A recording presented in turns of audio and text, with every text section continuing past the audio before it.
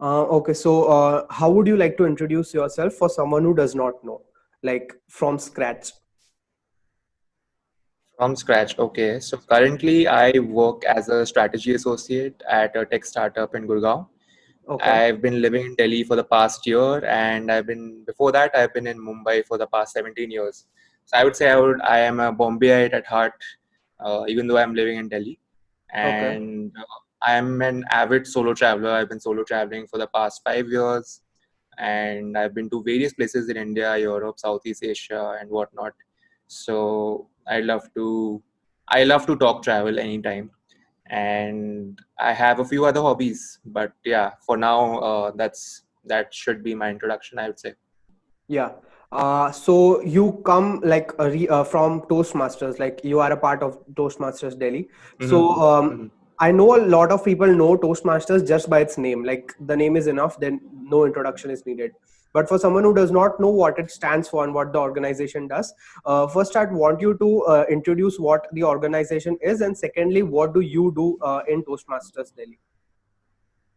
Sure thing. So Toastmasters International was started by this individual called Ralph C. Smedley in 1924. So it's been around for almost 100 years.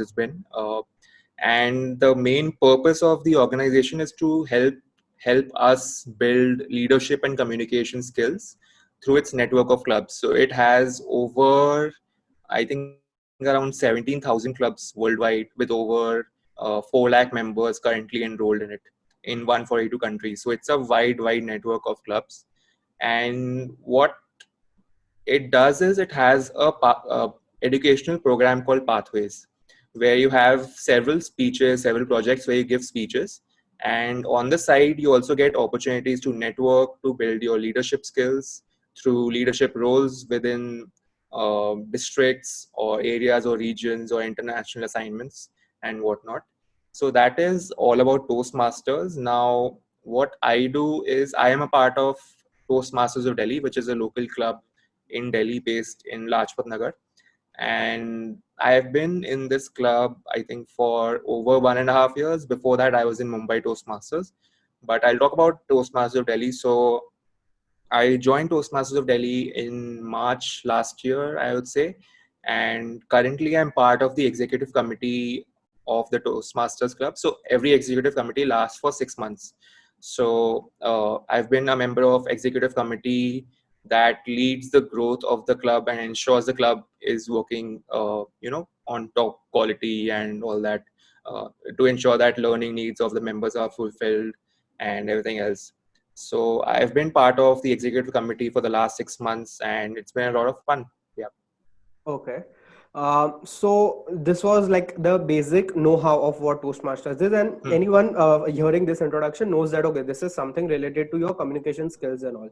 Yeah. Now, I Yeah. want to take you to the managerial part of this thing. Like, how is a Toastmasters club managed? So, suppose if I come from a city wherein Toastmasters does not have a branch, so who is that first person to say that okay, I am opening a branch of Toastmasters in this city? Like, what is the requirements to do so? And who actually manages the branch, like who is assigned the duty that okay, you and you, like you three guys, now you need to handle all the activities that are happening in this particular city. So how's that done? So, since Toastmasters is a wide network of clubs over the world, they have divided it into several different categories. So, on the broadest level, you have Toastmasters International, which is based in US, the world headquarters. It's then divided into various regions globally, and then drills down to district and area and division and then club level. So at the club level, every area has 4 to 6 clubs, and every area has an area director that handles not handles but supervises the operations of these 4 to 6 clubs. And then subsequently the area director reports to the division director, who then reports to the district director, and so on and so forth. So every club has an executive committee of 6 people. So every club is managed by a president. So you have 6 roles in the executive committee. One is a president who looks over the functioning of the club. There's a vice president education who looks after the creation of agenda for every meeting of the club, who looks after the learning needs of the members, looks after the mentoring program at every club. which is very important for helping members grow. Then there's a VP membership that handles all incoming contact from the outside world. Whoever wants to join in and learn more about the club and its various offerings, they contact the VP membership. We then also have certain admin roles. We have treasurer who handles the finances of the club. We have sergeant at arms who takes care of the assets of the club, starting and ending the meeting and handling the logistics of it. We also have a secretary who is responsible for maintaining contact between the club and Toastmasters International headquarters, and also in charge of keeping track of whether the minutes of the meeting, so to say. He's responsible for handling, taking care of, noting down everything that happens during the meetings and uh, reporting that to the executive committee. So those are the key roles in a club. And moving beyond, if you want to move beyond a club and uh, try your hand at various leadership opportunities, you can go for area director, you can go for division director. There are so many opportunities available to develop your leadership along with your public speaking skills that it's just endless. I've been in Toastmasters, I think, for the last 1.5 years, and I still feel like I haven't explored fully the opportunities that are available. So that's kind of on a broad level, I would say. But as a newbie, if you want to experience a meeting, so every meeting is a very traditional format, right? So it starts off with Sergeant at Arms introducing the theme of the day, introducing the housekeeping rules that every member has to follow, a member or guest who's coming into the club.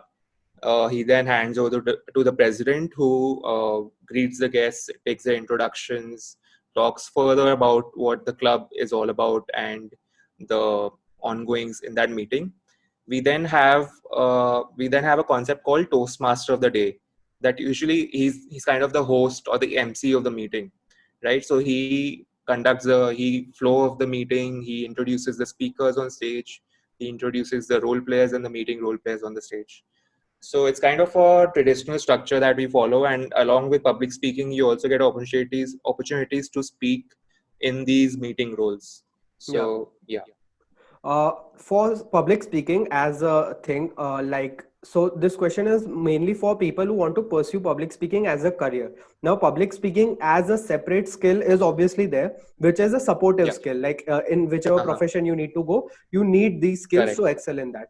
But there are Correct. people who actually like want to make public speaking as the core of their career. Like they want Yeah. this thing to Yeah. bring their bread and butter. One option for that is keynote speeches, wherein you Sure. become a Yeah. motivational speaker, you become a Mhm. keynote speaker. Mhm. But that is like not everyone's cup of tea, because for that like for keynote speaking, as far as I've heard, is that first you need to do something great in your life, then afterwards you can go on. Like it's not that just because you're good at speaking, then from the age of 18 you will become a keynote speaker, who no one will want to listen to you, right? So that is Sure. one thing that I've heard of. Which are the other avenues in terms of professional careers which someone can pursue, keeping public speaking as their core skill? Well, there are quite a few. So the ones my fellow members at Toastmasters, they join to enhance their skills in their existing careers. So most of the people you'll meet in Toastmasters will be of that category. But if you want to make public speaking a career, you can. I've also encountered many corporate trainers, and in the training profession, if you want to go, then public speaking is a very good avenue, because private trainers who are expert who have expertise in public speaking are in are highly sought after in India today. So I feel that training, particularly in communication and leadership, is a very good avenue if you want to explore public speaking.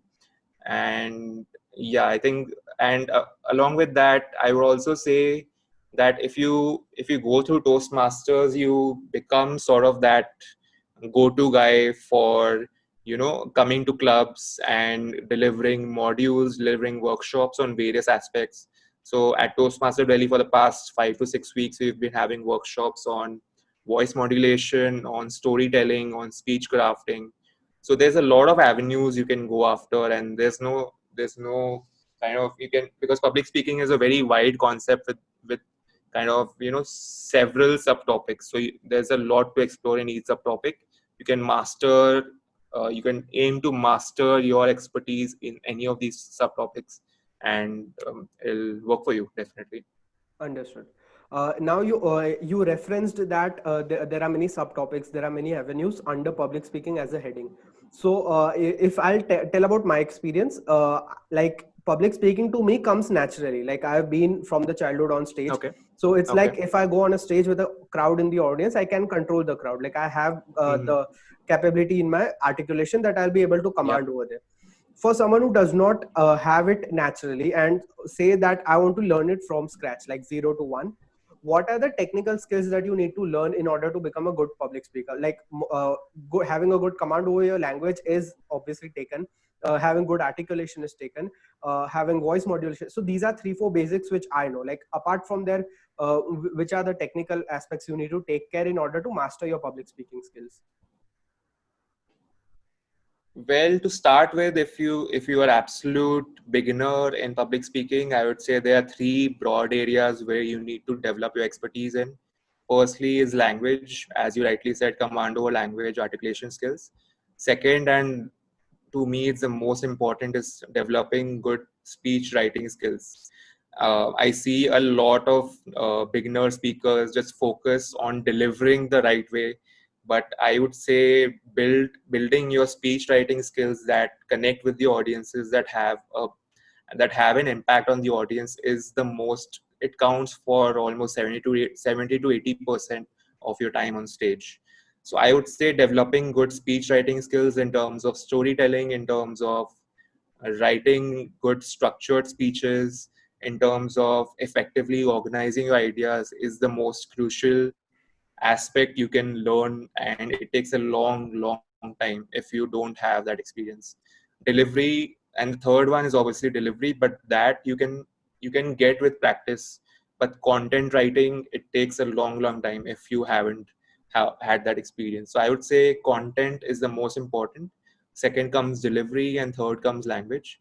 Even though delivery forms like 80% of your time on stage, like the audience captures 80% of what audience absorbs in your speech is body language, right? But that body language will be ineffective if your message doesn't come, if your message doesn't Straightforward. have that impact, your Yeah. body language doesn't won't complement it. Yeah, understood. I wanted to ask you that you said that in public speaking there are various technical skills that one needs to command over if they want to become great at things.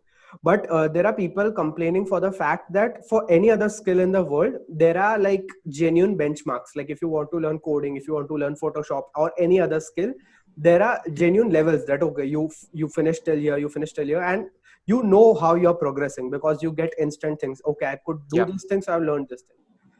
With respect to soft skills, there are no such benchmarks. Like you do not get instant scorecards that okay, this is your score Yeah. into public speaking and all. Mm-hmm. And that's the main reason why many people do not join clubs, organizations, or even paid classes to enhance their soft skills. So what is the solution over here for someone like who is confused as to how will this guy improve my soft skill wherein there are no numbers attached to it? Well, I'll answer that in terms of Toastmasters. So I mentioned that Toastmasters has an education program called Pathways, Okay. right? So and there are several different so-called paths in each, depending on what your goal is in Toastmasters. So, for example, my personal goal was to develop interpersonal skills. So there's a separate path that targets to develop your interpersonal skills. It's called motivational strategies. So there are several different parts like this. There's presentation mastery, there's leadership development, there's dynamic leadership, and there's so many more. There's engaging humor, and every path has 5 levels, right? Every level is in ascending order of difficulty. So level 1 is the absolute beginning. Level 1, you start with the icebreaker. You go and deliver, and you say something about yourself. You're not expected to do any voice modulation, anything like that. You're just expected to go on stage with this sole objective of introducing yourself to the public. That's all. Yeah. So you start off at the very easy level, and then you move on slowly and steadily. You also develop So as you move along each level, your difficulty level increases, and that's how you know you're improving. Yeah. So that is kind of a very standard benchmark in Toastmasters. So you move along with every path. You then move to another project, another advanced communication series, and that is your, uh, you know, uh, sort of your certification, so to say, in public speaking. Yeah. Yeah, yeah. Next, I wanted to ask to you is that there is a big lot of people who come to Toastmasters to improve their communication skills, to become good at public speaking and all. But there is also another lot of people who inherently believe that, okay, I am good at this. Now I need to make a career out of this. Now I need to make money out of this. And that's when they are looking out for an organization. Like, suppose if there's a 20-year-old, 22-year-old who knows that he's good at corporate anchoring or let's say presentation Hmm. skills and all, Yeah, yeah. he needs some organization to connect him to corporates, so that the corporates get to know that this human being exists and has good command on his public speaking skills, so that the corporates can hire him for gigs, presentations and all. So is there any such department or any such like program under Toastmasters wherein they also, like, not just improving the skills, but for someone who already has good skills, they connect them with corporates so that they can even start making money out of it? So number one, is there something like this in Toastmasters? And number two, if not, then what are the options? No, I don't think Toastmasters has that. But as I mentioned before, there are a lot of networking opportunities that we get as members. So every year, the district holds an annual conference where thousands and thousands of people come under one roof and just network and connect and meet for various contests that Toastmasters holds. So we also have contests which I can talk about in later stage. But as of now, what I can say is you don't even need to have that connection to a different department, right? You build your network in such a in such a kind of structured manner. You never know whom you will meet that'll connect you to an organization that they know that they work for, because there are a lot of corporate employees also part of Toastmasters, right? Yeah. So you never know who you come across, and you connect to them, and they can then refer to their organization. So there's no particular department, but the way individuals connect with one another and the sheer kind of diversity that Toastmasters has is just enough to get you going if you want to build a career. Yeah, so basically you're saying that there isn't any formal program happening, but just the No, diverse number of people that come into the thing, you will automatically make your connections. Yeah, absolutely. obviously. Yeah. In this answer, you mentioned that Toastmasters runs many programs and events and all. So like, it would be great if you could run through the details of it, like, in detail, in depth, what are the programs, what are the events happening at Toastmasters? Okay, so the main educational program I mentioned, the Pathways, Yeah, which is the yeah, public speaking education program that everyone has to do. Apart from that, what Toastmasters does to encourage developing our skills is it holds contests, right? So there's again various hierarchy of contests. Firstly, at the club level, the contests held are international speech contest. So so every year, Toastmasters International also holds a world championship of public speaking. They select one location globally, and they host the contest winners from each region on a global platform, and they contest that. So if you win the club level, you then move to the area level contest, you move to the division level contest, you move to district level contest, and then you proceed internationally. So there's that one option that this kind of the pinnacle of public speaking, so to say, the highest possible award you can get. Secondly, a very important component of developing public speaking skills is good evaluation.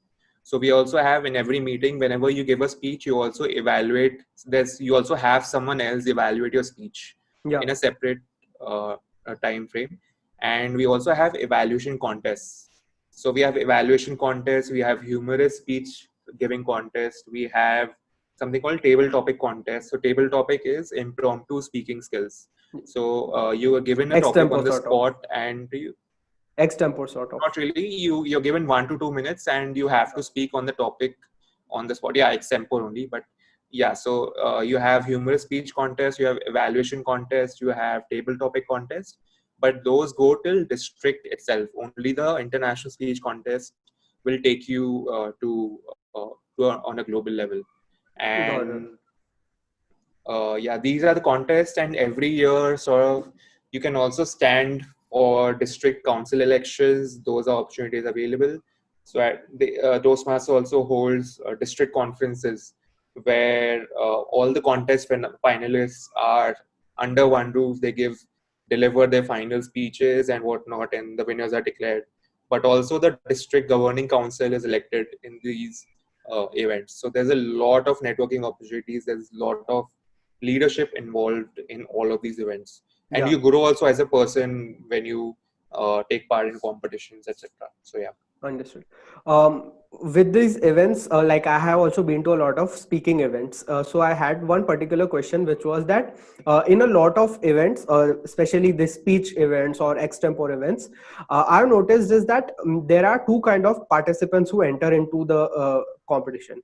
One are the people who actually impress the crowd, actually impress the audience. Like the audience literally claps for these guys because they use those kind of words, they use that kind of actions in Yeah. their body language, that the Yeah. crowd connects with them and the crowd literally stays through the entire speech. There is Okay. a second group of performers who essentially are there to impress the judges. So the Hmm. wordings, the articulation is used in pitch heavy English, and I'm not against English, like I'm also pro at it, but you understand the difference wherein someone is trying to impress the audience versus someone is trying to impress the judges.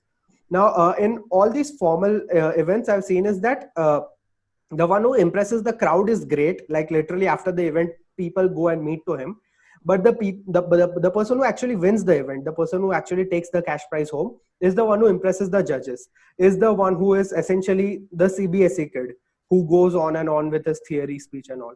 So what is the evaluation thing in Toastmasters? Like how do you guys evaluate, and uh, which of the two categories, if you were the judge, would you prefer more? Well, let's see. Okay, so at the club level, as I said, there are separate speech evaluators that deliver a speech. So if you have a prepared speech for 5 to 7 minutes, there's also a evaluator who delivers his evaluation speech in 2 to 3 minutes. So that is one aspect of evaluation. Second aspect is, you mentioned contest, right? So in the contest, what we have a set of judges that are anonymous in the crowd. No one knows who the judges are. Only the chief judge, who's appointed the chief judge and takes care of selecting the judges very carefully. They are only the chief judge knows who the judges are, right?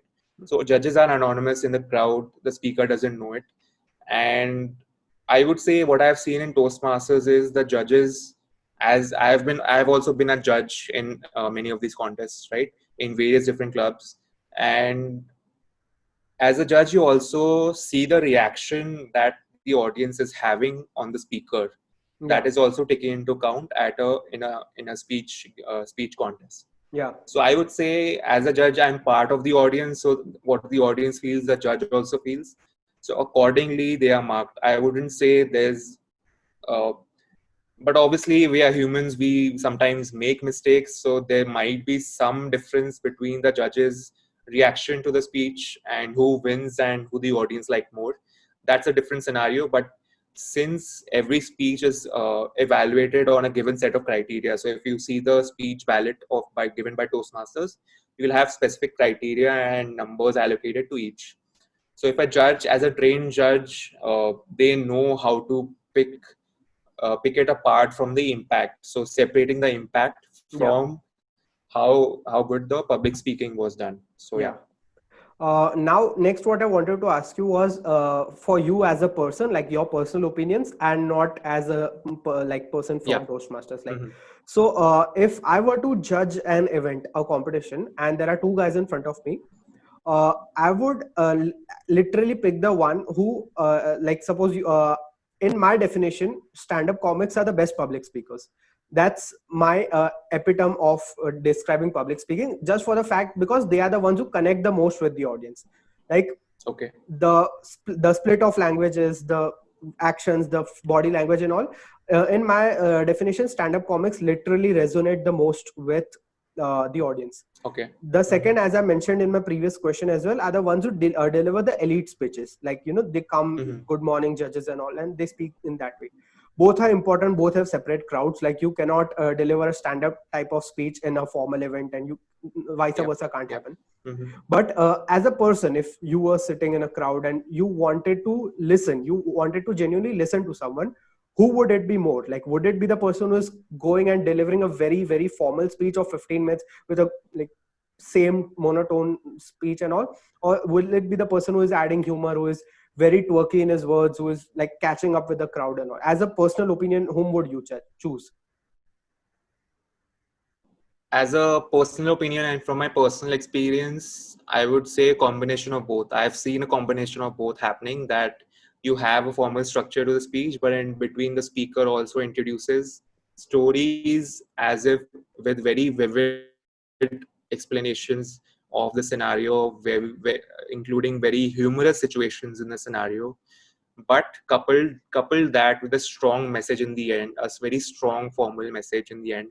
And if you see, so Toastmasters International also has a YouTube channel where they put up videos of past international speech contest winners, global speech winners.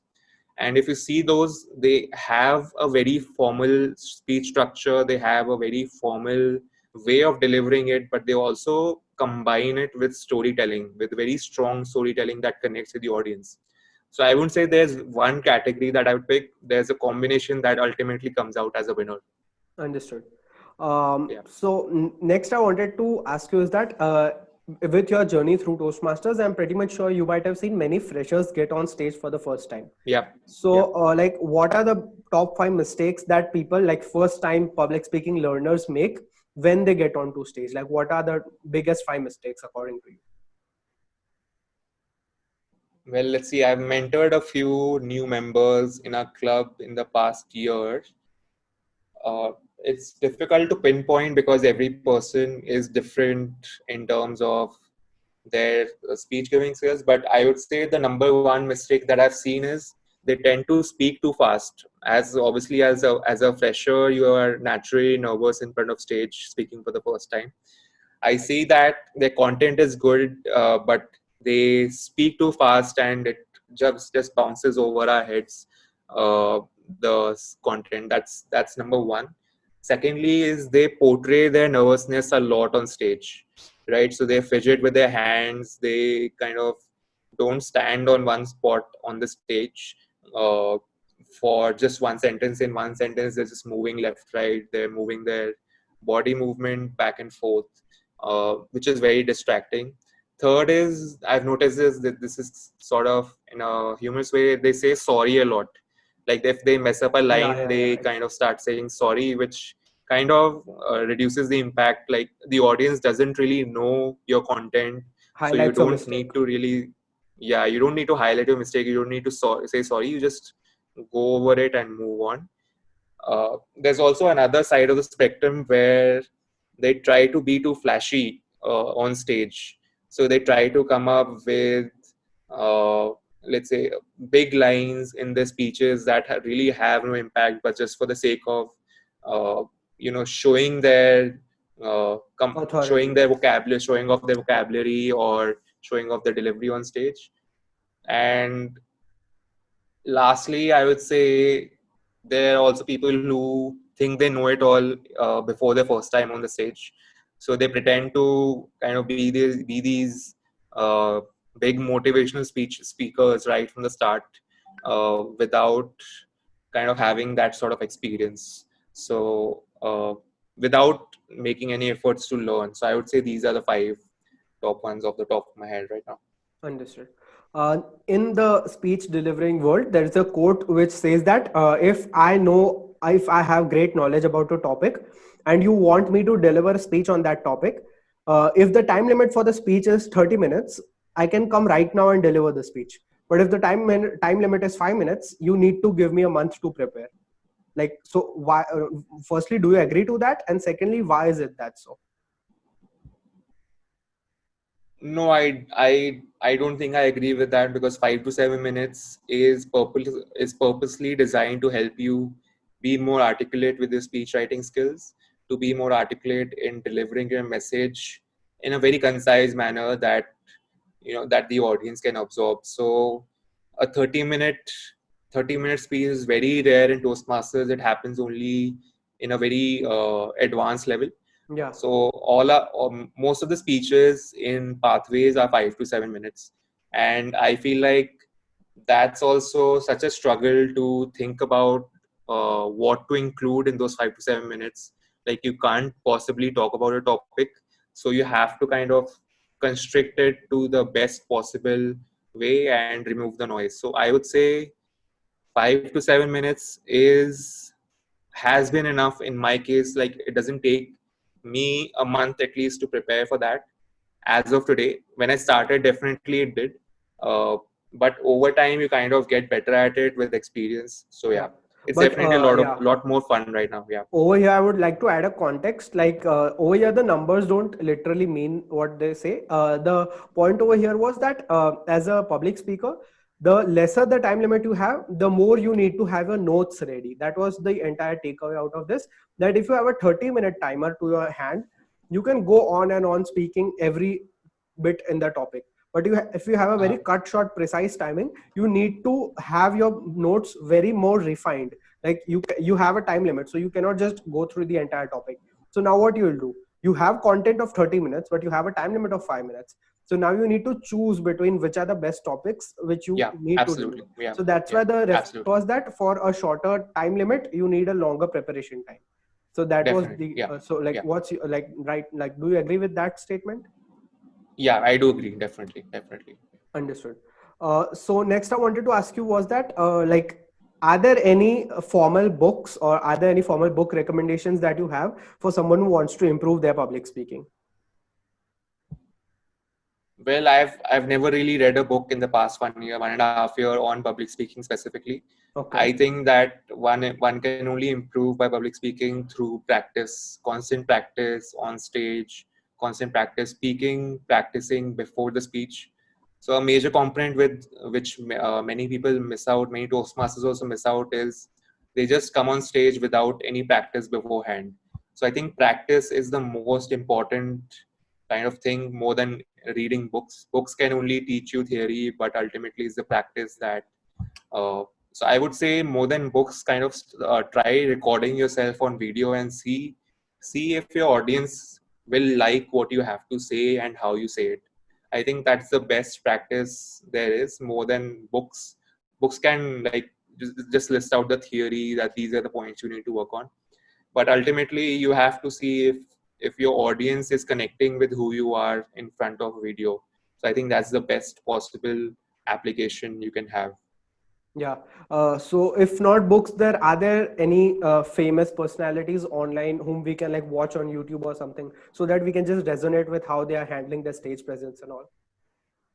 Yeah, so the most important recommendation I would give you, refer to you to, is the YouTube channel of Toastmasters International. As I said, they have That is public taken. speeches. Like Yeah, that is yeah. taken. So apart from the Toastmasters YouTube channel, any specific people?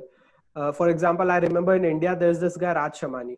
So he hosts speeches and all, and he comes from Toastmasters. Like he writes it on his bio and all. So like apart from that, any personal recommendations if you have? Yeah, so I was just about to mention that. So Aaron Beverly is the winner of last year's international speech contest, and he has his own YouTube channel where he posts many lessons on public speaking. His international speech contest is sort of like the go-to Bible for public speaking, so to say. Okay. And those 5 to 7 minutes, and he's also been I think a runner-up in in a previous year. So both these speeches are sort of a good starting point to understand the ideal speech structure, the message that needs to come across. So Aaron Beverly is one. Second is Simon Sinek. I really like his public speaking skills particularly. So that's a very good channel to follow. The way he articulates his speech, the way he writes, the way he communicates his message to the audience is commendable, so to say. And one book that I came to mind that has often been translated online to many blogs is Dale Carnegie's Effective Public Yeah, Speaking. effective ways to So communicate. if you're an absolute novice and you want to try and understand, it's a good start, but just treat that as a starting point. Uh, then I would also recommend watching many commencement speeches. I think those are really good sources of understanding how to deliver effective public speeches. So, for example, J.K. Rowling's commencement speech at Harvard, I think it was in 2003 or 4, was so touching, you connect with her so much. And the speech structure, she mixes humor with a very formal style of public speaking, which is very good. There's Neil Gaiman's commencement speech, which is also so good, so beautifully structured, such an important message that it's absolutely a must listen. So I would say, yeah, apart from this, uh, I think I would say these are the top recommendations from me. Got it. Next, I wanted to ask you was that in college, we all know that we need to pick up skills if you want a better future and all. Now, skills are divided into two parts. One is your core skills. That could be coding, that could be programming, that could be accounting for some people. And then come complementary skills, which is communication skills, which is speaking abilities and all. Now, there are two bipolar type of students whom I have noticed. One who say that, dude, communication skills don't matter. If I'm a coder, the code that I write actually makes sense, not if I can Mhm. articulate well or not. Yeah, So yeah, those are the yeah, people who are like, if they have 100% time, they'll spend the entire 100% on learning their technical skills and yeah, not focus absolutely. at all at their side skills. The next Mhm. type of people feel that, dude, technical skills are saturated. Like literally every student is going to an engineering college learning tech skills. So this market is completely saturated. Like people are getting hired Yeah. for 10, 12,000 per month. And that is not a future that I want. So I'll only focus on my soft skills. Like 100% of my day is me improving my communication skills and all. I know both are wrong. So according to you, what is the ratio? Like if someone has got 100% of his time, how much should be put into developing technical skills and how much should be put into developing communication and soft skills? I would say technical skills can only get you through the door, but after you get through the door, how you interact with people, how you interact in teams, how you interact with your boss, how you interact with people around you, your customers, is always takes precedence over your technical skills. You might be very good at your technical skills, but if you can't even form a basic conversation, if you can't even communicate your idea to those who want to listen to you, it's absolutely, I mean, I would say you won't even progress even one bit, even if you have superior technical skills to the person next to you. But I've always seen people with good communication skills, with good people skills or social skills, always moving up the ladder. Even if they are a little bit low on technical skills, they always take time to develop those technical skills on the side, and they move up the ladder based on their social skills. So I would say social skills form more than 70 to 80% of your 100%, and the rest can come along the way. I would say soft skills are obviously the top priority. Got it. So thank you so much for answering all the questions, and I really liked this conversation because for me personally, I'm much invested into public speaking as a thing. Oh wow, So okay, okay. this conversation was great. Even I learned a lot out of it, and thank you for Thanks so having much, your time Maurice. on Yeah. this. Thank you so much, Maurice. It was really a lot of fun being on this podcast, and I look forward to it. Thanks so Yeah. much.